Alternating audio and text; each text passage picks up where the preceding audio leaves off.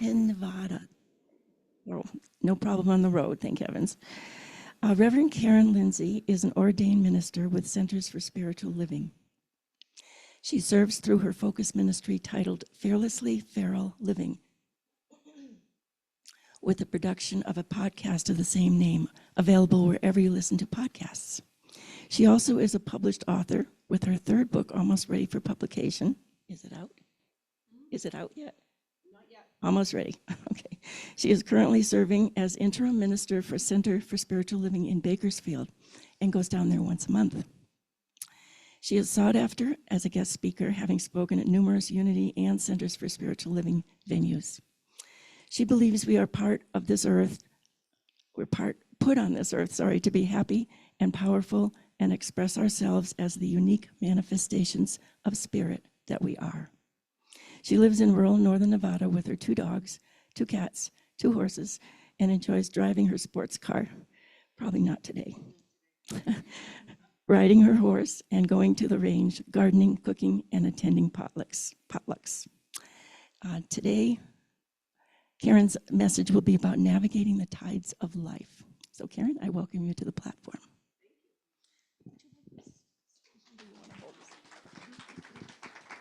Thank you so much.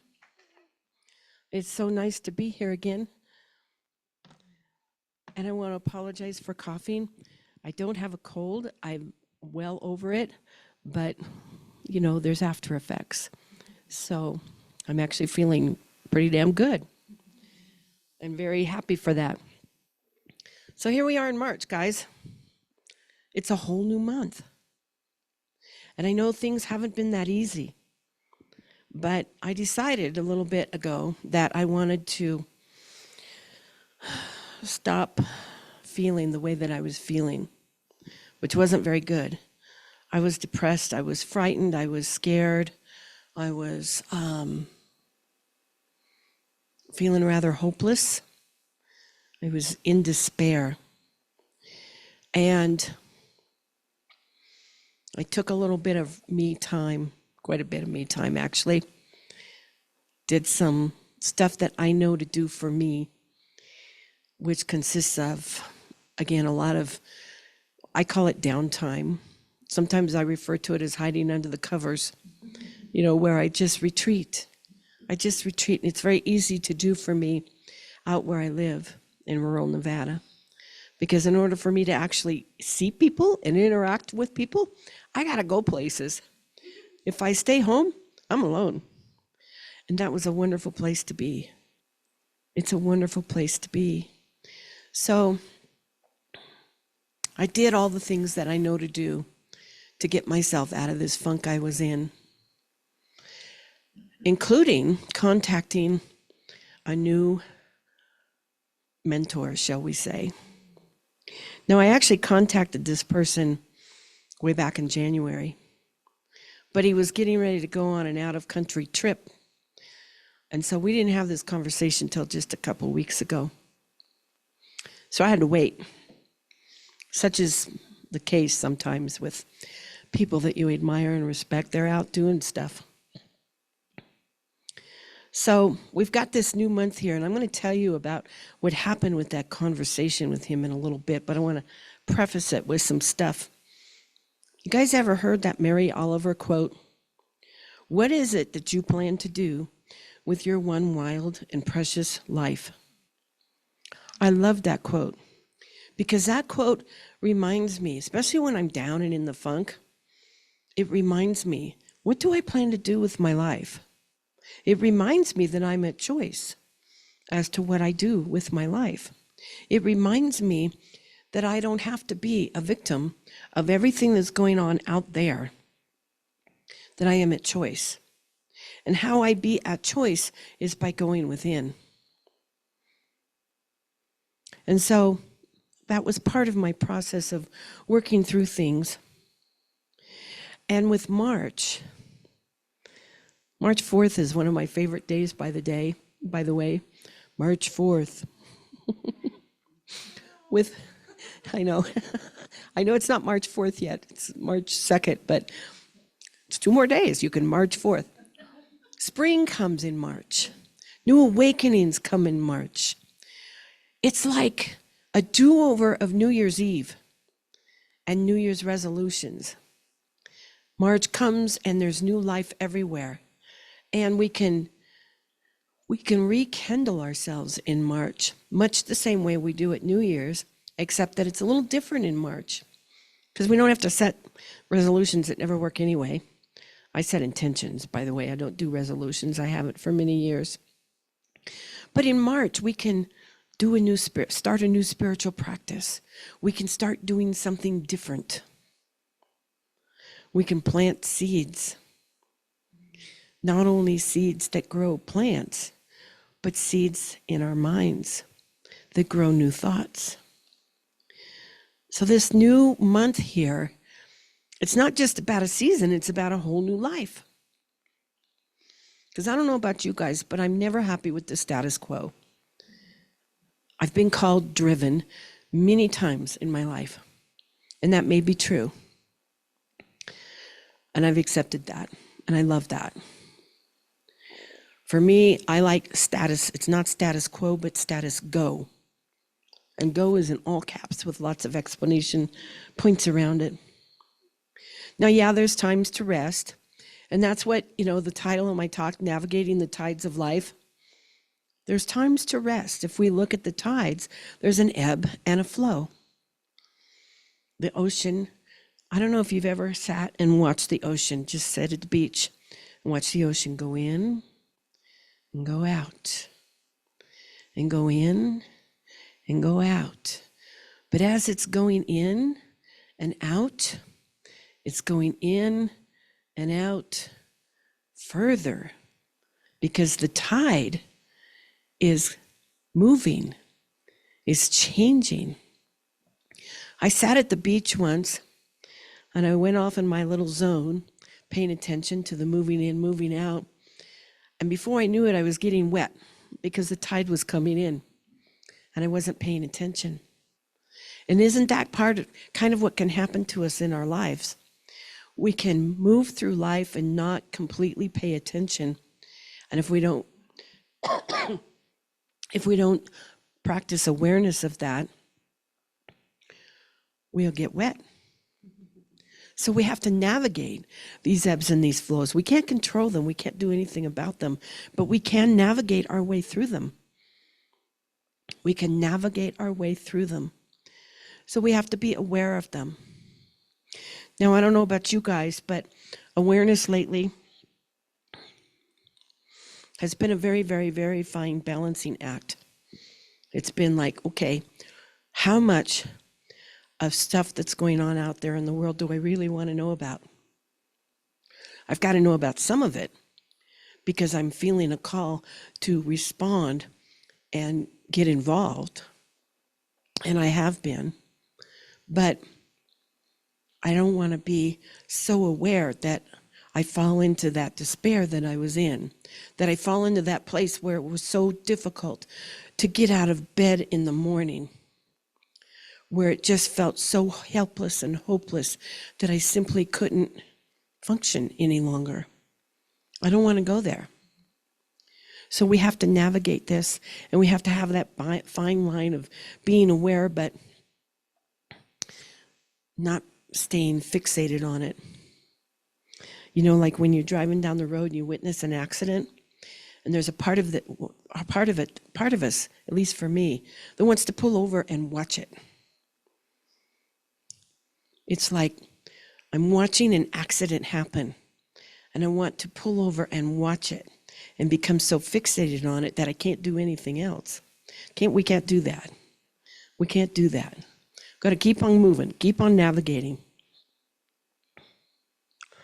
So I got back on track with this. And where I went with this navigation of the tides of life is inward, because that's where it all begins. I'm a minister with Centers for Spiritual Living, and our founder is Ernest Holmes. And he says over and over and over again, it all begins within. It starts here with us. You guys talk about this God, this spirit thing that we love around here as being a part of us. I am. You say, I am. I am spirit. It is a part of us. So we have to go within to get in touch with that God within us. And because that God within us is such a big part of us, that's how we know our truth. All that other stuff, the intellectual stuff, that's not our truth. It's the God stuff that's in there. It's the place in our bodies where we feel it. I don't know about you guys, but I feel it right here. Some people feel it in their heart space. I feel it here. We get to go into that God space and feel that God space. That is where our truth lies. That's where we know who and what we really are. And that's where we can begin to distinguish the difference between who and what we think we are as human beings and the decisions we make and how we show up in the world, and our true selves, our true God selves. We are one with God.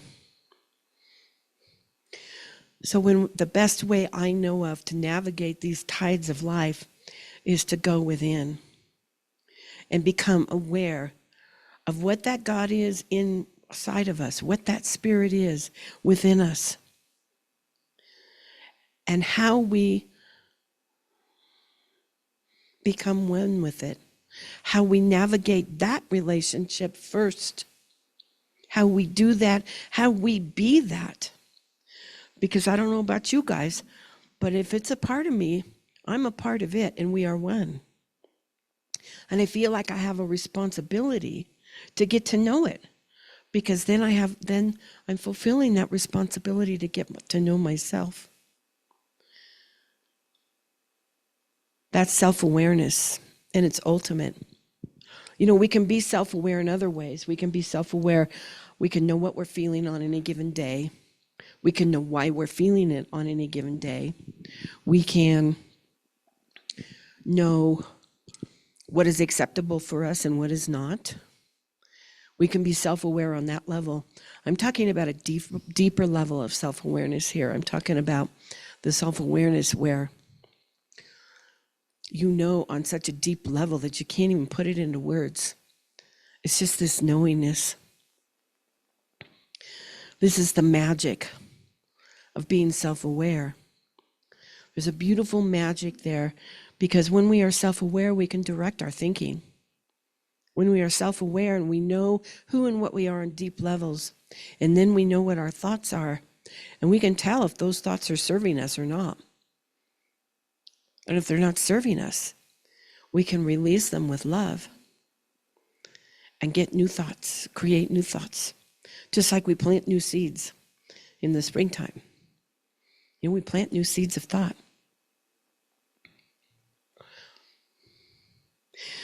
Within us, within each and every one of us, that spirit ebbs and flows. Ernest Holmes calls it the primordial substance. I love reading him sometimes. He comes up with these words. This substance is within us, and it's awaiting our invitation to ebb or to flow. It is going to do our bidding. So we can think and say, you know what? I'm tired of feeling down. I'm tired of feeling like I'm in a funk. I'm tired of being tired. We can choose not to be victims of all the stuff that's going on out there. We get to claim our power by being aware of that and by directing the flow of our thoughts and our words. And this is how we navigate the tides of life. So what I'm suggesting here is that we each do just that. We spend some time to go within. We become aware of the capital T, the truth of who and what we are, because of that spirit that only has a way to manifest and experience the world through us. That's the only way it can experience stuff, is through the physical. We are magnificent beings. Yes, we're walking around in a bag of skin. We really are, with bones and skin. But we are magnificent manifestations of spirit. The more we are aware of how we are showing up in that manifestation, the better we can navigate the tides of life. So I want to go back to that conversation that I had with this man. First conversation we had on this level ever. I've known him for several years. He has inspired me in many ways over the years. I got to meet him when I traveled to Vegas a few months back to speak at a conference there, and he was a speaker there also. And as we greeted each other, he looked right into my eyes, and I felt this connection with him. And I knew I wanted to speak to him more. And there at the convention, it simply wasn't the time. So I called him later. So we set an appointment. I call him up on the appointed day and time, and I said, David, I think I'm having a crisis of faith. And I expected him to launch into this intellectual recommendation for me of how to get my faith back. He didn't do any of that. He didn't do any of that. He said, Karen, you just got to love what is. And I'm like, what? How can I love what is when there's so much bad stuff happening in the world? Are you kidding? What? Love what is. He was undeterred. This man, love what is. He kept repeating it over and over and over again. And I don't know, I work with a lot of people. And a lot of times I say something to them and they say, yeah, but. I get a lot of yeah, buts. Or I'll say something to them and they'll go, but what if? What if? Or I'll say something to them and they'll go, yeah, but what if? I get a double whammy. I was doing that with him. Yeah, but what if? And I started asking him these what if questions. He said, Karen, stop. Love what is. Love what is. See, he didn't care about the intellectual piece here. He wanted me to go to my heart space, and I finally figured that out. So I finally stopped asking the questions, and I just started listening. And he started in with this little impromptu mini sermon. He said, you know, Karen, we talk around here a lot about changing our thinking to change our life, but what does that really mean? He said, the best way I know to change your thinking is to love the thoughts. Because when we love the thoughts, we release all attachment to them. And when we release all attachment to them, all of a sudden, it's no longer that important. And they just sort of willy-nilly change all by themselves. And I thought, well, isn't that a novel concept? And why the hell didn't I figure this one out earlier? Love what is, Karen. I'm already thinking it. Love what is. Second guessing myself. Love what is. Questioning myself. Love what is. I'm already in that space. He gave me some more words of wisdom along those lines. And after about a half an hour of listening to him, he paused for breath for a little bit. And by this time, I was at the point where I was pretty full up to here with what he had told me. I was in danger of going into overload, and I said, you know, David, my brain feels like a ball of yarn, and there's a bunch of kittens in there playing with the yarn. This is about all I can take right now. And I could hear him smile over the phone. He said, well, I'll leave you with this. He said, I want you to think about this. What would it mean for Karen to love Karen exactly where she is at? Now remember, this conversation started with my crisis in faith, and now he's telling me to love me exactly where I'm at. But that's my invitation to you guys. What would it be like for you guys, each and every one of you, to love yourselves exactly where you are at? Warts and all. Love the warts. Love it all. Can't sleep at night? Love the can't sleep at night. Feeling down and funky? Love that. Want to get away for a little retreat? Love that. Want to go be with people? Love that. Feeling happy, joyous, and free? Love that. Don't do like I started to do, which I was feeling guilty because I finally got back into happy, joyous, and free, and I shouldn't feel guilty because there's so much misery going on in the world. Don't love what is. We love what is. So since that conversation, there's a lot of thoughts in my head. Karen, love what is. Love what is. And I'm experiencing these inner shifts as a result of that. Love what is. And it's like happening without me even trying. There's no effort to this. We just love what is. And in loving what is, we release all our attachments. And when the attachments are gone, what is begins to change all by itself. And isn't that a wonderful thing? So that's my suggestion, my wisdom, that's what I have to offer you on how to navigate the tides of life. I got a couple other little tidbits. These are along the intellectual lines. You know, this is a time when we would benefit from reaching out. This is a time when this community would benefit for letting other people know in the community that this is a place of comfort and solace, that you can come here on Sunday mornings and be inspired and feel better about yourself and about your place in the world and about what's going on in the world. You know, I serve as an interim minister in Bakersfield. She mentioned it during my introduction. And I've been there since July of last year, however many months that is. When I started, there was maybe 20, 25 people, sometimes 30, attending on Sunday. Now we're 60. And what people have repeatedly told me, and I heard it again this morning,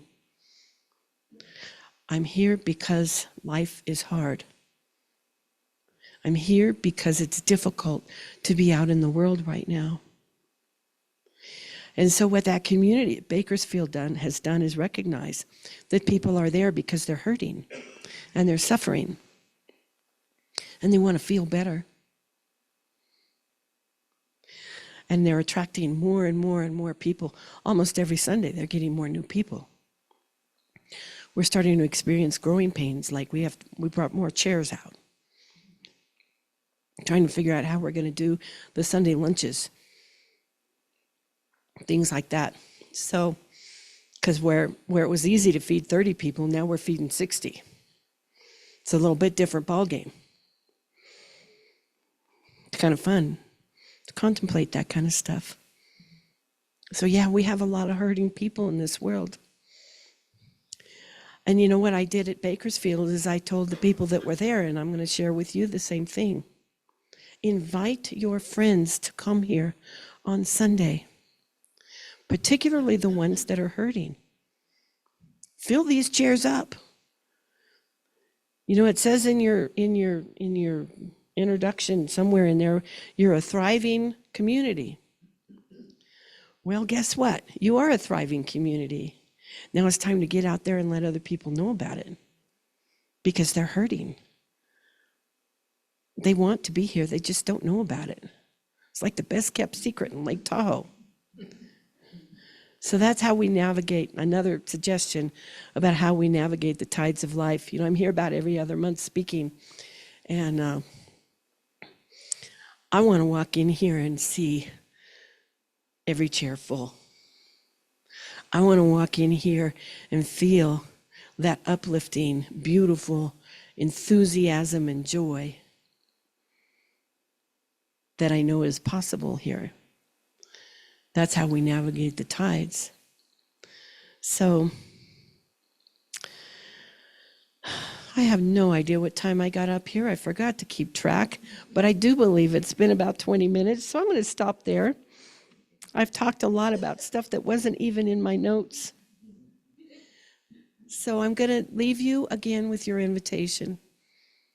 Consider, for however long you want to consider it. It's been 3 weeks now for me. What would it be like to love everything about who and what you are, right here and right now? And my little mantra, love what is. Love what is. Love the thought. And love that thought too. And so let's pray. And so, I know that spirit is everywhere present, whatever we call it, God, the universe, everything, all. I know this spirit is, even as I speak, manifesting in and through and as me, using me.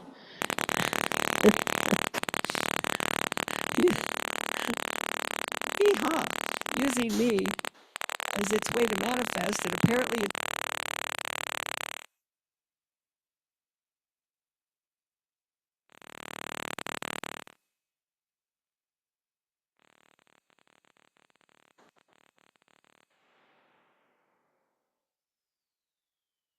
last week I was in Bakersfield.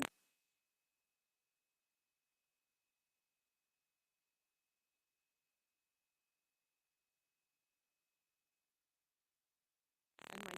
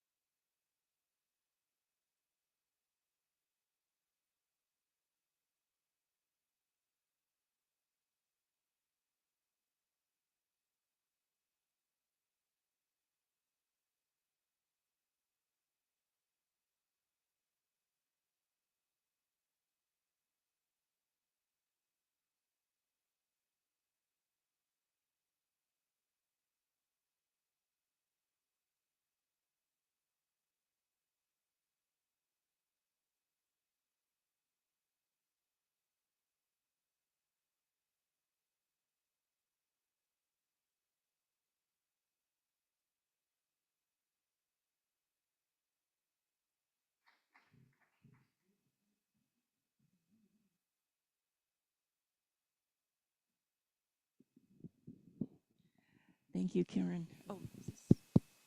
Oh, it's on. It's on. Okay. Okay. With a message like that, we're sure to fill the chairs with many, many bags of bones. Is there a chance we can push the magic button and have our Zoom folks show up on the screen? See who has joined us today to hear the message.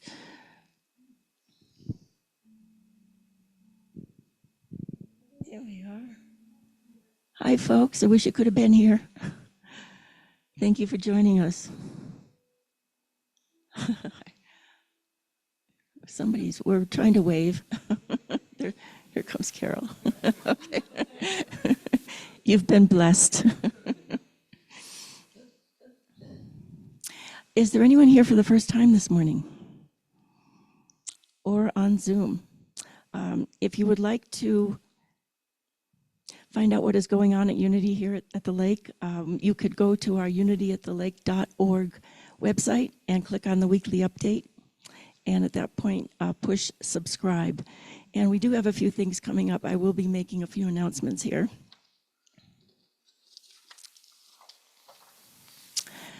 We are excited to announce the return of the Tibetan Buddhist monks to South Lake Tahoe. They're coming this week on Wednesday, March 5th, and they'll be here through Sunday, the 9th. The monks have been hosted by a variety of entities over the last 30 plus years. And in the past, they have created a sand mandala at Valhalla. They've held various teachings, healings, and cultural offerings throughout our community. This time, there will also be teachings, house, pet, and health blessings, along with family and kids activities. The schedule of events will be shared in the weekly update on Wednesday and also on social media. And please share this with anyone who's interested. I've placed some flyers on the table as you exit. They're on your left. The schedule is on those flyers and also on the back of the postcards. So please plan to come and attend as many of those exhibits and time and events that you'd like to. And it ought to be a wonderful week ahead. Anything else to add on that? Okay. So right now I'd like to invite you to prepare a love offering along with any prayer slips that you might have filled out. You folks on Zoom can donate to Unity through the website. And Juliet, I would like to invite you up to lead us in our love offering.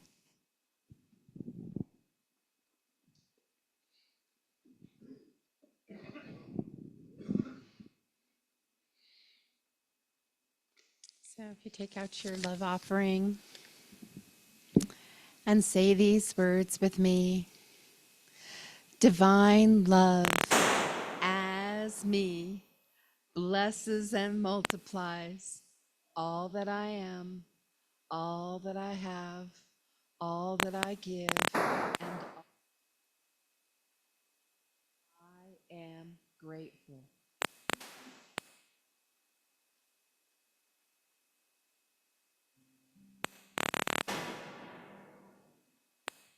I am so blessed.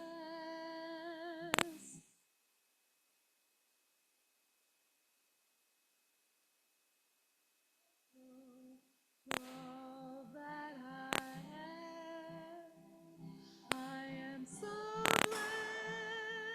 I am so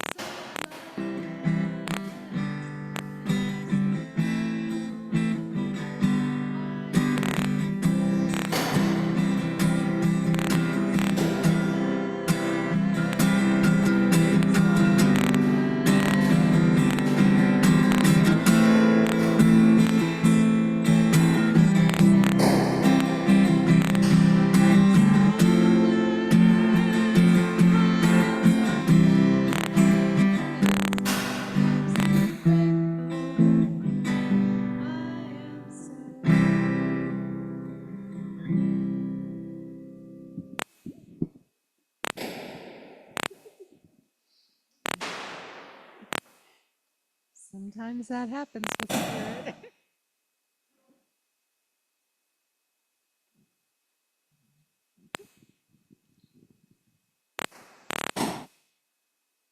With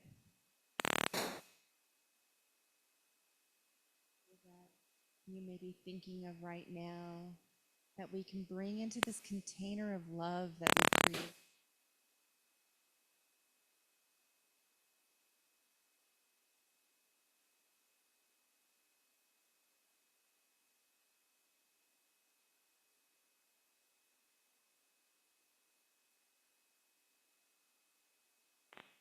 Seeing light surround